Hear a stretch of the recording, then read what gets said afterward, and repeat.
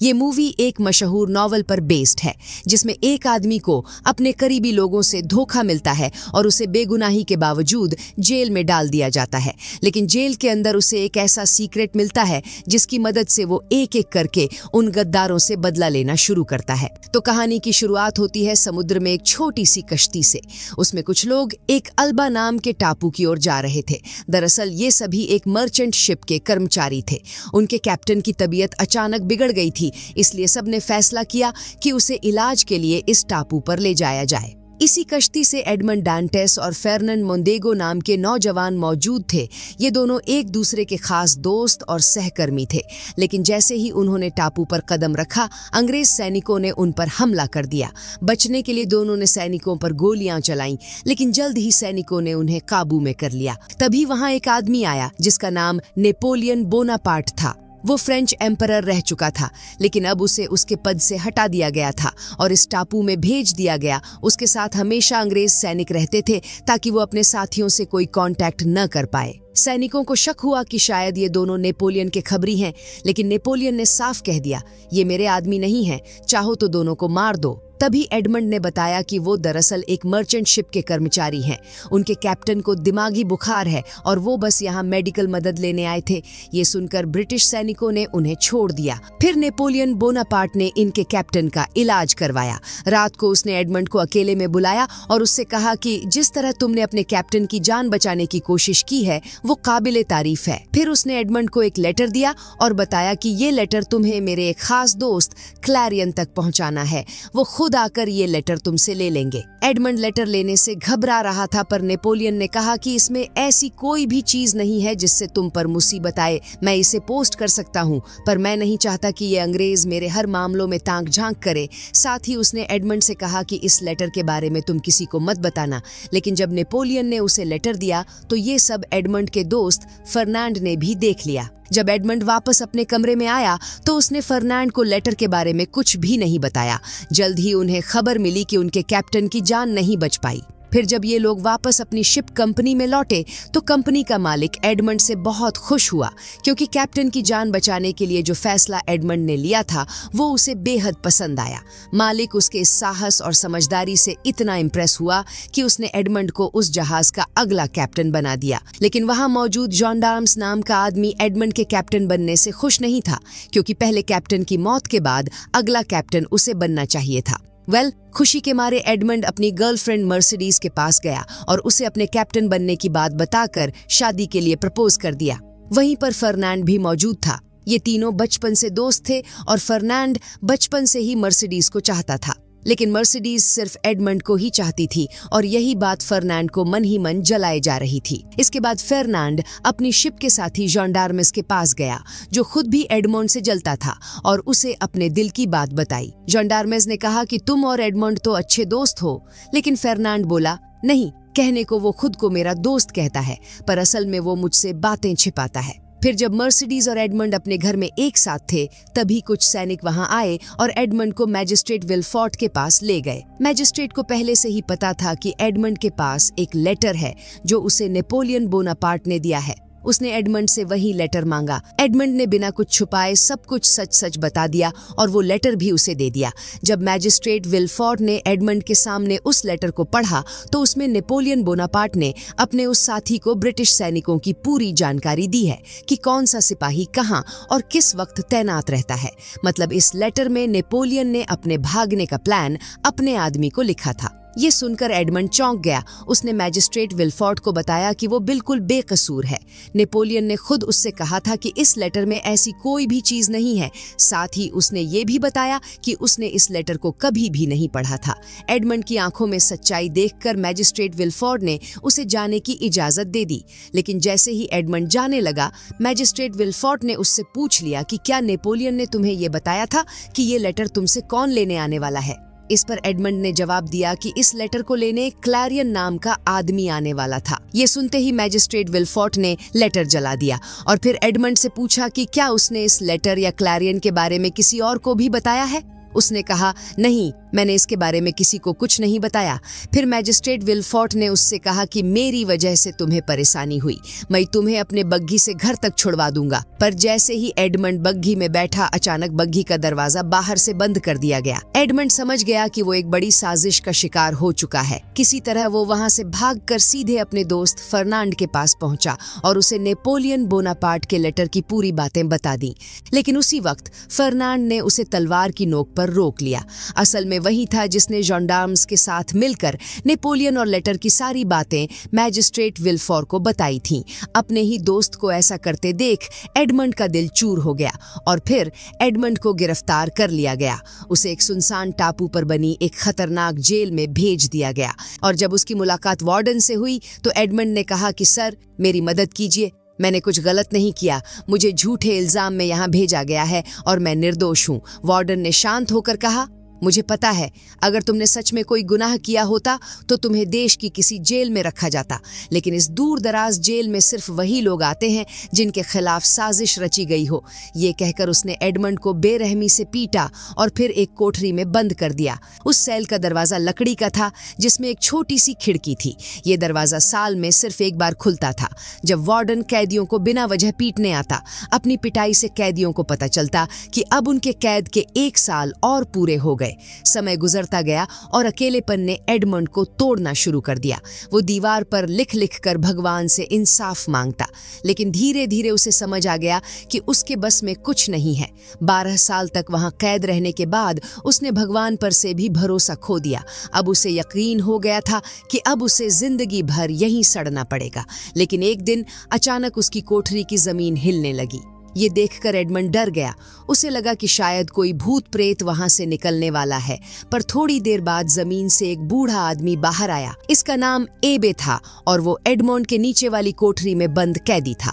दरअसल एबे कई सालों से सुरंग खोद रहा था और किस्मत से वो सुरंग एडमंड की कोठरी में खुल गई। सालों बाद किसी से बात करने का मौका मिला तो एडमंड बहुत खुश हो गया। अकेलेपन में वो पागल हो रहा था। एबे उसके कंधे में चढ़कर रोशनदान से सालों बाद बाहर की दुनिया देखी, जिसे देखकर वो काफी खुश हुआ। एबे ने उत्साह से उसे अपने सेल में बुलाया। जैसे ही एडमंड अंदर पहुंचा वो हैरान रह गया। एबे का कमरा बाकी कैदियों से बिल्कुल अलग था। वहां कुर्सियां और शेल्फ पर ढेर सारी किताबें रखी थीं। एबे ने वादा किया कि अगर एडमंड उसकी मदद सुरंग खोदने में करेगा तो वो उसे पढ़ाई करना सिखाएगा। एडमंड के पास वैसे भी कुछ करने को नहीं था तो उसने तुरंत हाँ कर दी। लेकिन तभी उन्होंने गार्ड के कदमों की आवाज सुनी। डर के मारे एडमंड तुरंत अपनी कोठरी में लौट गया और वेस्ट की बाल्टी तैयार कर दी, क्योंकि उस वक्त गार्ड ऊपर आने ही वाला था। इस जेल में सेल का दरवाजा सिर्फ 2 बार खुलता है, पहली बार वेस्ट बकेट लेने के लिए और दूसरी बार खाना देने के लिए। बाकी पूरे दिन दरवाजा बंद ही रहता था। इसी वजह से उन्हें सुरंग खोदने के लिए काफी समय मिल जाता था। इसके बाद एबे ने अपने थोड़े बाल काटे और पत्थर से चिंगारी निकालकर उन्हें जलाया। फिर उसी से एक मोमबत्ती जलाई और दोनों सुरंग में उतरकर खुदाई करने लगे। नीचे जगह बहुत तंग थी, इसलिए काम आसान नहीं था। एबे ने अंदाजा लगाया कि अगर इसी रफ्तार से काम चलता रहा तो बाहर निकलने में कम से कम 3 साल और लगेंगे। फिर आराम करते समय एडमंड को एबे की किताब से पता चला कि वो पहले एक बेहतरीन तलवारबाज रह चुका है। इससे एडमंड ये जिद पकड़ बैठा कि मुझे भी ये सीखना है। उसने साफ कह दिया कि अगर तुमने मुझे तलवारबाजी नहीं सिखाई तो मैं सुरंग खोदने में तुम्हारी मदद नहीं करूंगा। अब एडमंड की जिंदगी का मकसद सिर्फ अपने दुश्मनों से बदला लेना का था। एबे ने उसकी जिद मान ली और उसे लड़ाई के गुर सिखाने लगा। उसने कहा कि एक योद्धा की सबसे बड़ी ताकत उसकी स्पीड होती है। वो एडमंड को पानी की टपकती बूंदों के पास ले गया। फिर उसने अपना हाथ इतनी तेजी से आगे बढ़ाया कि पानी उसकी उंगलियों को छू भी न सका। उसने कहा, जिस दिन तुम्हारे हाथ इतने तेज हो जाएंगे उस दिन तुम सच्चे योद्धा बन जाओगे। इसके बाद एबे ने दरवाजे की लकड़ी से नकली तलवार बनाई और एडमंड को सही मायनों में तलवारबाजी सिखाना शुरू किया। अब एडमंड का पूरा दिन पढ़ाई, तलवारबाजी और सुरंग खोदने में बीतने लगा। कुछ महीनों में उसकी तलवारबाजी इतनी बेहतर हो गई कि एबे ने मान लिया कि अब एडमंड उससे भी अच्छा तलवारबाज बन चुका है। एक शाम बातचीत के दौरान एडमंड को पता चला कि एबे पहले एक अमीर खानदान स्टाडिया के लिए काम करता था। उसके मालिक ने अपार दौलत जुटाई थी और अब नेपोलियन ने एबे को इसलिए जेल में डाल रखा था ताकि वो नेपोलियन के पास खजाने का राज उगल दे। ये सुनकर एडमंड और भी गुस्से से भर गया, क्योंकि कभी उसने भी नेपोलियन का साथ दिया था और उसी के वजह से दोनों को ही कैद कर दिया गया। दिन ब दिन उनकी सुरंग खुदाई उन्हें आजादी के और करीब ले जा रही थी। एक दिन उन्हें सुरंग में पौधों की जड़ें दिखीं। एबे समझ गया कि अब वो सतह के बहुत पास पहुंच चुके हैं। दोनों बेहद खुश हो गए, लेकिन तभी उनकी खुशी पल भर में मातम में बदल गई। अचानक सुरंग जोर से हिलने लगी और तेज धमाके के साथ पत्थर और मिट्टी भीतर गिर पड़ी, जिसमें एबे दब गया। घबराए हुए एडमंड ने मिट्टी हटाकर उसे बाहर निकाला। एबे पर भारी पत्थर गिर चुका था। उसके सीने पर गहरी चोट लगी, जिससे उसके फेफड़े बुरी तरह से डैमेज्ड हो गए थे। अब वो किसी भी वक्त मर सकता था। अपने आखिरी पलों में एबे ने धीमी आवाज में एडमंड से कहा, कमरे में एक पत्थर के नीचे एक किताब रखी है, जिसके नीचे खजाने का नक्शा छुपा हुआ है। एडमंड हैरान रह गया। यही वो नक्शा था जिसके कारण एबे को जेल में डाला गया था।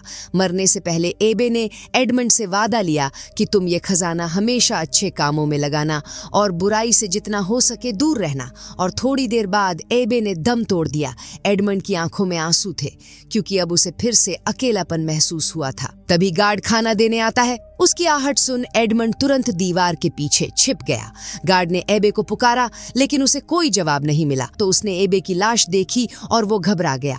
वो जल्दी से बाहर भागा और अपने अफसरों को एबे की खबर देने चला गया। एडमंड ने मौका पाकर सुरंग का रास्ता बंद किया और अपनी कोठरी में लौट आया।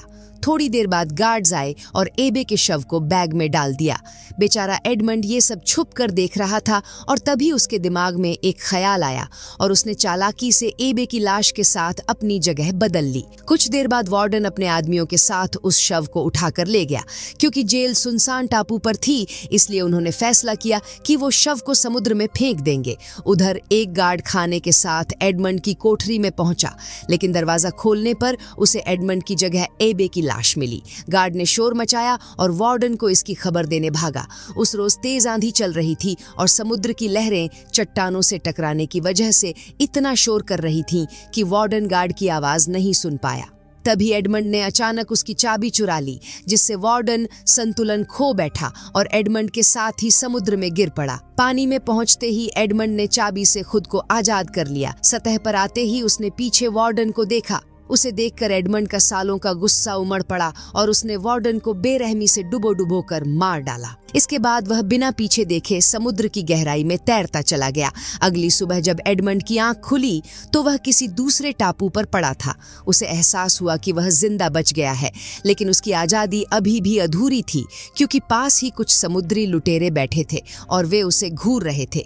एडमंड को लगा कि अब उसकी मौत तय है, पर उनके सरदार लुइजी ने उसे एक मौका दिया। उसने कहा, अगर तुम चाहते हो कि हम तुम्हें जिंदा छोड़ दें तो तुम्हें हमारे गद्दार साथी जाकोपो से लड़ना होगा। अगर जाकोपो जीत गया तो वह फिर से हमारी टोली में शामिल हो जाएगा और हम तुम्हें मार डालेंगे, लेकिन अगर तुम जीत जाओगे तो तुम्हें आजाद कर दिया जाएगा और जाकोपो को निपटा दिया जाएगा। जाकोपो की गलती बस इतनी थी कि उसने अपने सरदार लुइजी के थोड़े से पैसों का घपला किया था। लड़ाई शुरू हुई। जाकोपो भी तलवारबाजी में माहिर था, लेकिन एबे से सीखी हुई एडमंड की कला उससे कहीं ज्यादा ताकतवर थी।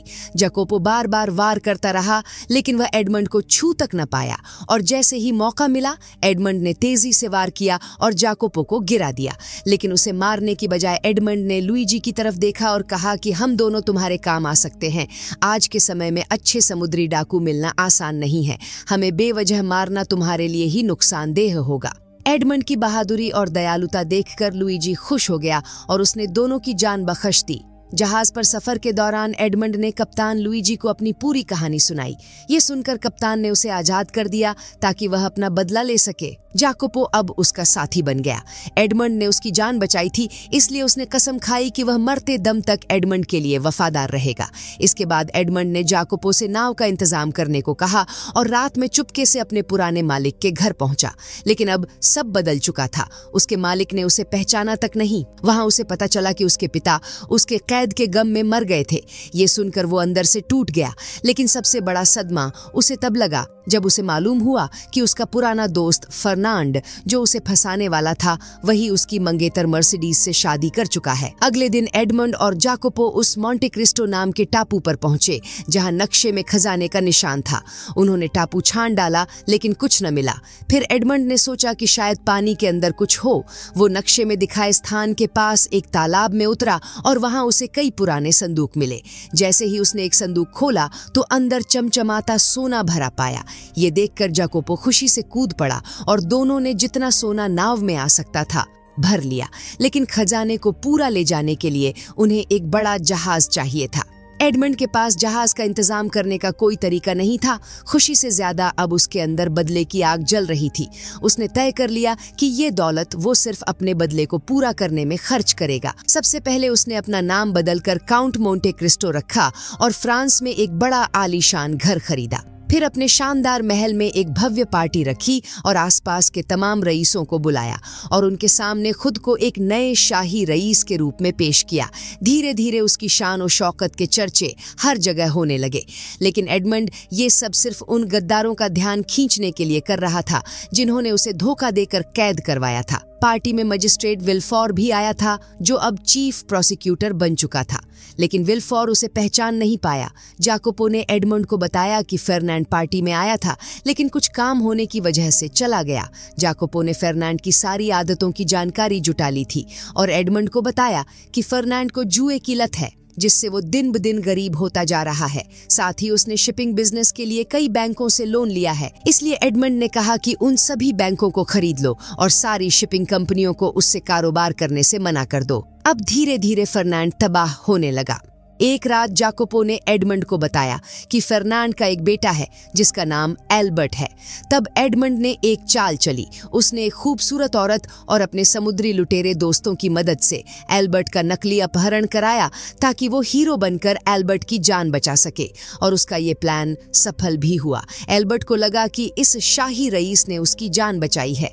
वो एडमंड का बेहद आभारी हुआ और उसके घर जाकर उसे अपने जन्मदिन की पार्टी में आने का न्योता दे डाला। पहले तो एडमंड ने दिखावे के लिए थोड़ी नानुकुर की, लेकिन आखिरकार मान गया। पार्टी में एल्बर्ट ने अपने पिता फर्नांड की मुलाकात एडमंड से करवाई। ये दोनों 13 साल बाद आमने सामने थे, लेकिन फर्नांड उसे पहचान नहीं पाया क्योंकि एडमंड का रूप रंग पूरी तरह बदल चुका था। हालांकि जब मर्सिडीज ने उसे देखा तो उसे एक अजीब सा एहसास हुआ। वो उसे तुरंत पहचान नहीं पाई, लेकिन जब एडमंड ने अपने बालों को उसी पुराने अंदाज में घुमाया जैसा वो किया करता था, तो मर्सिडीज समझ गई कि सामने खड़ा इंसान कोई और नहीं, उसका वही पुराना एडमंड है। एडमंड जानता था कि फर्नांड की दिवालिया उड़ चुकी है और वो पैसों के लिए तरस रहा है, तो उसने फर्नांड को भरोसा दिलाया कि उसके पास एक बहुत बड़ा खजाना है और उसका कुछ हिस्सा, जो लगभग 100 किलो सोना है, कल जहाज से यहाँ आने वाला है। एडमंड ने विल्फोर को अपने यहाँ आने की खबर देकर उसे भी मिलने के लिए इस पार्टी में बुलाया था और उसे कहा कि वो उसके सारे कानूनी मामले क्लियर कर दे ताकि मेरे माल को बंदरगाह पर उतारते वक्त पुलिस कोई परेशानी न खड़ी करे। लेकिन विल्फोर्ट, जो खुद एक भ्रष्ट अफसर था, उसने और फर्नांड ने मिलकर एडमंड के खजाने को बंदरगाह पर पहुंचने से पहले ही लूटने का प्लान बना डाला। पार्टी के बाद मर्सिडीज एडमंड की गाड़ी में चुपके से आ बैठी। रोते हुए उसने सच बताया कि मैजिस्ट्रेट विल्फोर्ट और फर्नांड ने उससे झूठ कहा था कि एडमंड को फांसी हो गई और मजबूरी में उसे फर्नांड से शादी करनी पड़ी। एडमंड को डर था कि उसका सच उसके बदले की पूरी योजना को बिगाड़ देगा। उसने मर्सिडीज से कहा कि उसे कोई गलतफहमी हुई है और पहचानने से इनकार करके उसे वापस भेज दिया। फिर हम देखते हैं कि एडमंड का जहाज लूटा जा रहा है और ये चोरी फर्नांड का पुराना साथी जॉन डम्स कर रहा है। जॉन डम्स वही था जिसके बदले एडमंड को कैप्टन बनाया गया था और जो उसे जेल भिजवाने में भी शामिल था। जॉन डम्स सोच रहा था कि ये चोरी आसानी से हो जाएगी, लेकिन तभी याकोपो पुलिस के साथ पहुंचकर उसे घेर लेता है। उसने भागने की कोशिश की, लेकिन अचानक एडमंड उसके सामने आ गया। एडमंड ने उसे जंजीर डालकर लटका दिया और अपना असली नाम बताया ताकि उसे समझ आ जाए कि अब वो किस गुनाह की सजा भुगतने वाला है। अब एडमंड का अगला निशाना विल्फोर्ट था, वही जिसने नेपोलियन की चिट्ठी के मामले में उसे फंसाया था। फिर वो विल्फोर्ट के पास गया और उससे पूछा कि आज से 16 साल पहले तुमने एडमंड की मंगेतर मर्सिडीज से ये क्यों कहा था कि एडमंड को फांसी हो गई है। विल्फोर्ट बोला कि वो नेपोलियन का खबरी था एडमंड ने कहा, तुम जानते हो ये झूठ है। नेपोलियन ने कहा था कि ये खत उसका साथी खुद लेने आएगा, पर उस खत को लेने कोई नहीं आया और तुमने उस खत को जला दिया था। दरअसल नेपोलियन बोनापार्ट का वो साथी क्लैरियन जो खत लेने आने वाला था, वो और कोई नहीं बल्कि विल्फोर्ट का बाप था, और अगर ब्रिटिश सरकार को इसकी खबर होती तो विल्फोर्ट को उसके पद से हटा दिया जाता। इसलिए विल्फोर्ट ने फर्नांड से अपने पिता की हत्या करवा दी और फर्नांड के लिए मर्सिडीज के पास ये खबर पहुंचा दी कि एडमंड को खून और देशद्रोह के अपराध में फांसी दे दी गई है। इससे मर्सिडीज टूट गई और फर्नांड से शादी कर ली। विल्फोर्ट को लगा कि कमरे में एडमंड के अलावा कोई नहीं है, इसलिए उसने ये अपना किया हुआ गुनाह मान भी लिया। लेकिन विल्फोर्ट को ये नहीं पता था कि पुलिस भी उस कमरे में छुपी है। पुलिस ने उसे गिरफ्तार कर लिया। उधर जब एडमंड घर आया तो उसने वहां मर्सिडीज को पाया। इस बार यकीन हो चुका था कि मोंटे क्रिस्टो ही उसका एडमंड है। इस बार एडमंड भी उसके सामने सच छुपा न सका और फिर इन दोनों ने सालों बाद अपने खास पल जिए। अगली सुबह जब मर्सिडीज घर गई तो उसने देखा कि उसका पति फर्नांड, जो अब कंगाल हो चुका था, भागने की तैयारी कर रहा था और उसे भी साथ चलने के लिए कह रहा था। पर अब मर्सिडीज ने साफ कह दिया कि वो उसके साथ नहीं जाएगी। उसने फर्नांड को ये सच बताया कि एल्बर्ट उसका बेटा नहीं बल्कि एडमंड का बेटा है। जब तुमने मुझसे शादी की थी तो मैं पहले ही एडमंड के बच्चे की माँ बनने वाली थी। ये सुनकर फर्नांड गुस्से से तड़प उठा, लेकिन कुछ कर नहीं पाया। वो भागते भागते उस किले तक पहुंचा जहां उसने एडमंड का चुराया हुआ कुछ खजाना छुपा रखा था। लेकिन जब उसने संदूक खोले तो उनमें सिर्फ रेत भरी थी। आखिरी संदूक में उसे बस एक छोटा सा शतरंज का प्यादा मिला जिस पर एडमंड का नाम लिखा था, और तभी उसके सामने एडमंड आ खड़ा हुआ। फर्नांड गुस्से में तलवार निकालकर एडमंड पर टूट पड़ा, लेकिन एडमंड के स्किल्स के आगे उसकी कोई औकात नहीं थी। एडमंड ने उसे आसानी से निहाथा कर दिया और दीवार से जकड़ लिया। जैसे ही एडमंड उसे खत्म करने वाला था, अचानक एल्बर्ट उसके सामने आ गया। वो अपने पिता को इस तरह मरते हुए नहीं देखना चाहता था। इसी दौरान फर्नांड ने मौका पाकर अपनी बंदूक में गोली और बारूद भर लिया। अब एडमंड बदले की आग में झुलस रहा था। वो एल्बर्ट पर प्रहार करता कि तभी वहां मर्सिडीज दौड़ती हुई आई और एडमंड को रोक लिया। फिर मर्सिडीज ने एडमंड को ये सच्चाई बताई कि एल्बर्ट फर्नांड का नहीं बल्कि तुम्हारा ही बेटा है। ये सुनकर एडमंड दंग रह गया, पर उसी वक्त फर्नांड ने बंदूक से गोली चला दी, लेकिन जाकोपो ने बिजली की तेजी से उस पर चाकू फेंका और गोली एडमंड की जगह मर्सिडीज के कंधे में जा लगी।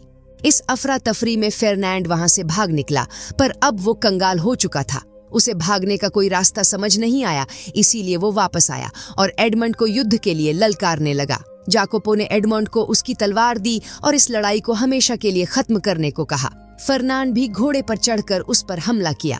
इन दोनों को देख कोई भी ये नहीं कह सकता था कि इनमें से कौन जीतेगा। एक पल को लगा कि बाजी फर्नांड के हाथ में है, लेकिन आखिरकार एडमंड ने उसे गिराकर वार किया और तलवार फर्नांड के सीने के आर पार कर दी।